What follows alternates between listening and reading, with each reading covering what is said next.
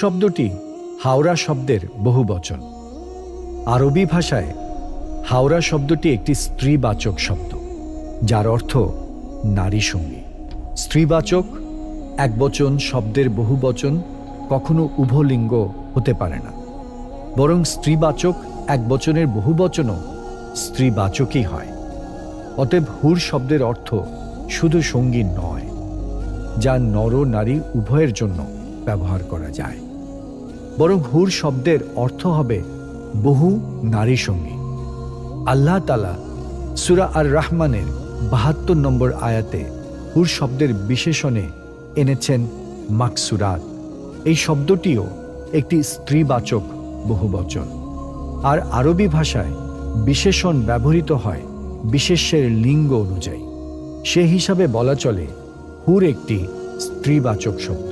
তদুপরি পবিত্র কোরআনের সূরা ওয়াকিয়ার ৩৬ এবং ৩৭ নম্বর আয়াতে আল্লাহ তাআলা হুরদের দৈনিক অবয়বের যেসব বিবরণ দিয়েছেন তা পুরুষের অবয়বের জন্য প্রযোজ্য নয়। সেসব বিবরণ নারীর অবয়বের জন্য শোভনীয়, যেমন তাদের হুর করেছি কুমারী, সোহাগিনী, সমবয়স্কা।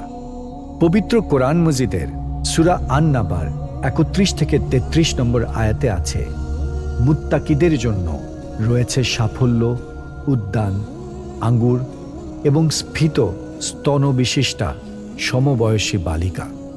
বর্ণিত আয়াতের আলোকে বলা যায়, পবিত্র কোরআনে জান্নাত লাভকারী মানুষদের পুরস্কারের বিবরণ দিতে যেয়ে আল্লাহ তাআলা যেসব হুরের কথা বলেছেন তারা হবে মানুষ সদৃশ্য জান্নাতি নারী।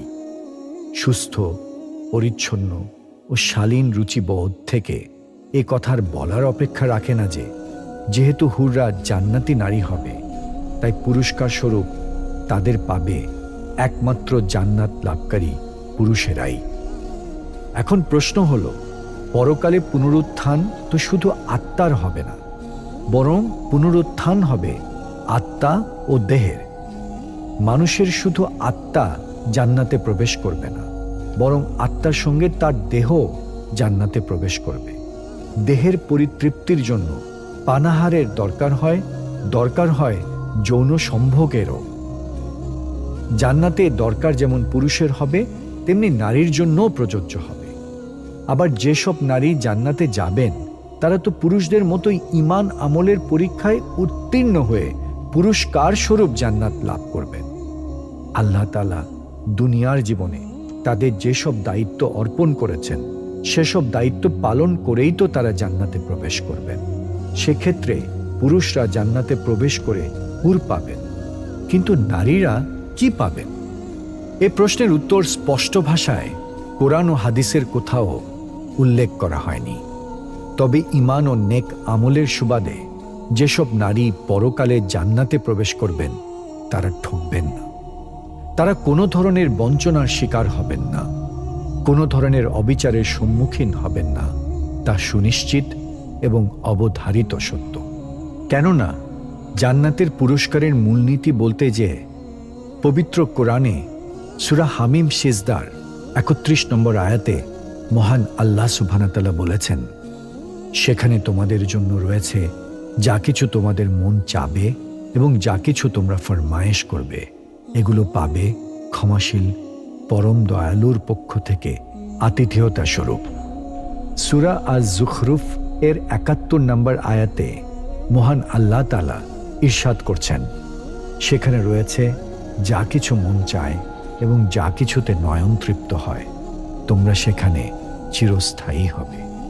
বর্ণিত আয়াত দুটো থেকে দ্ব্যর্থহীনভাবে প্রমাণিত হয় যে যেসব নারী জান্নাতে প্রবেশের মহাসৌভাগ্য অর্জন করবেন তাদের কোনো ইচ্ছা বা কোনো চাওয়া সেখানে অপূর্ণ থাকবে না। তারা সেখানে যা কামনা করবেন, যা ফরমায়েশ করবেন, দয়াময় প্রভু সেখানে তাদের তাই দিয়ে তুষ্ট করবেন, তাদের নয়ন তৃপ্ত করবেন। তবে বেহেশতে প্রবেশের পর নারীরা কি চাবেন তা আমরা জানি না। সম্পূর্ণ ভিন্ন এক নতুন পরিবেশের সেই দূর ভবিষ্যতে একজন নারী তার প্রভুর কাছে কি কামনা করবেন তা এখন দুনিয়ার জীবনে কল্পনা করা সম্ভব নয়। কেননা বয়স, শিক্ষা, অভিজ্ঞতা, বুদ্ধি ও পরিবেশের ভিন্নতায় মানুষের চাওয়া পাওয়ায় ভিন্নতা থাকে। একই মানুষের 4 বছরের শৈশবের চাওয়া, 12 বছরের বয়স সন্ধিক্ষণের চাওয়া, 21 বছরের তারুণ্যের চাওয়া, 40 বছরের পরিণত বয়সের চাওয়া আর 60 বছরের বার্ধক্যের চাওয়া এক হয় না। মোট কথা, নারীরা জান্নাতে যে যা কামনা করবেন তাই পাবেন। এবারে নতুন প্রশ্ন, পুরুষদের প্রাপ্তিকে যেমন বিস্তারিতভাবে বলা হলো, নারীদের প্রাপ্তিকে তেমন বিস্তারিত বলা হলো না কেন? এর কারণ সম্ভবত এমন, যৌন বিষয়ে দুনিয়াতে পুরুষরা যথেষ্ট খোলামেলা, কিন্তু নারীরা প্রকৃতগতভাবেই রক্ষণশীল মনোবৃত্তির ও যথেষ্ট লাজুক। পুরুষদের প্রাপ্তির আলোচনাকে যেমন বিস্তারিত কোরআনে কারিমে করা হয়েছে, নারীদের প্রাপ্তিকে তেমন বিস্তারিত আলোচনা করলে নারীরা চরম লজ্জায় পড়ে যেত কিংবা বিব্রত বোধ করত। হয়তো আল্লাহ তাআলা বিশ্ববাসীর সামনে নারীদের লজ্জায় ফেলতে চাননি, সবার সামনে তাদের বিব্রতকর পরিস্থিতিতে ফেলতে চাননি, তাই নারীদের প্রাপ্তির বিস্তারিত আলোচনাকে সযত্নে এড়িয়ে গেছেন। তথাপি সূরা হামিম সিজদার 31 ও সূরা যুখরুফের 71 নম্বর আয়াতের দ্বারা নারীদের ইচ্ছা মাফিক প্রাপ্তিকে সুনিশ্চিত করে গেছেন। প্রাচীন ও আধুনিক ইসলামী স্কলারদের অনেকেই জান্নাতি নারীর স্বামী কে হবে এ ব্যাপারে বিস্তারিত আলোচনা করেছেন, কিন্তু সেসব আলোচনা দলিলহীন এবং তাদের অনুমান নির্ভর। বস্তুত জান্নাত জাহান্নামের বিষয়ে দলিলহীনভাবে শুধুমাত্র অনুমান নির্ভর হয়ে কোনো আলোচনা করা অনুচিত। আল্লাহ তাআলা ও তার রাসূল যেখানে নীরব থেকেছেন, সেখানে আমাদেরও উচিত নীরব থাকা। এ প্রসঙ্গে আরেকটি গুরুত্বপূর্ণ বিষয়ের অবতারণা না করলেই নয়, তা হল যৌন তৃপ্তি কিন্তু জান্নাতের প্রধান প্রাপ্তি নয়, বরং এটা জান্নাতের অভাবনীয় বিশাল নিয়ামত রাজির মধ্যে অনেক পরের বিষয়।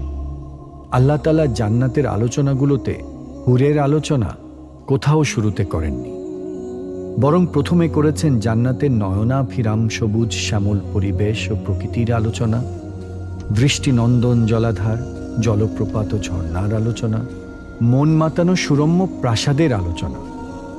এরপর আলোচনা করেছেন জান্নাতের হরেক রকমের সুস্বাদু খাদ্যদ্রব্য ও বিচিত্র স্বাদের পানীয়। তৃতীয় ধাপে আলোচনা করেছেন হুর নিয়ে, তাই এটা জান্নাতের অনেক পরের বিষয়। জান্নাতের প্রধান আকর্ষণ হল আল্লাহ তাআলার দিদার লাভ বা দর্শন। জান্নাতে যারা প্রবেশ করবেন তারা হুরের জন্য উদ্গ্রীব হবেন না, তারা জান্নাতে প্রবেশের পর থেকেই অধীর আগ্রহে প্রতিটি মুহূর্তে অপেক্ষার প্রহর গুনতে থাকবেন, কখন আসবে সেই স্বপ্নীল সময়, কখন সাক্ষাৎ পাবেন আল্লাহ মালিকের, কখন তার মুখ থেকে সরাসরি শুনতে পারবেন তিনি তাদের উপর সন্তুষ্ট। কেননা তারা দুনিয়ার জীবনে যত কষ্ট সহ্য করেছেন, ধৈর্য ধারণ করেছেন, সবই তো করেছেন মাওলাকে সন্তুষ্ট করার জন্য। হুর লাভের জন্য তো তারা রাত জেগে নামাজ পড়েননি, হুরের উষ্ণ সান্নিধ্য লাভের লোভে তো সারাদিন অনাহারে থেকে রোজা পালন করেননি। তারা দুনিয়ার জীবনে যা কিছু করেছেন সবই করেছেন শুধু আল্লাহকে পাওয়ার জন্য। হাদিস শরীফে ইরশাদ হয়েছে, অন্য কোনো কিছুই জান্নাতবাসীদের নিকট মহান আল্লাহর দর্শন লাভের চেয়ে অধিক প্রিয় হবে না। মোট কথা, দিদারে মাওলা অর্থাৎ আল্লাহ তাআলা দর্শন লাভই হল জান্নাতের সবচেয়ে বড় পুরস্কার, যা নরনারী সবাই সমানভাবে লাভ করবেন। অতএব কোনো হুরের লোভে নয়, আবার হুর না পাওয়ায় আশাহত হয়েও নয়, বরং আল্লাহর সন্তুষ্টি লাভের আশায়, আল্লাহর দিদারের আশায় ঈমানের সঙ্গে সৎকর্মে আত্মনিয়োগ করাই মানুষের কর্তব্য। মহান আল্লাহ সুবহানাহু ওয়া তাআলা আমাদের সকলকে তার সন্তুষ্টি অর্জনের জন্য তৌফিক দান করুন। আমিন।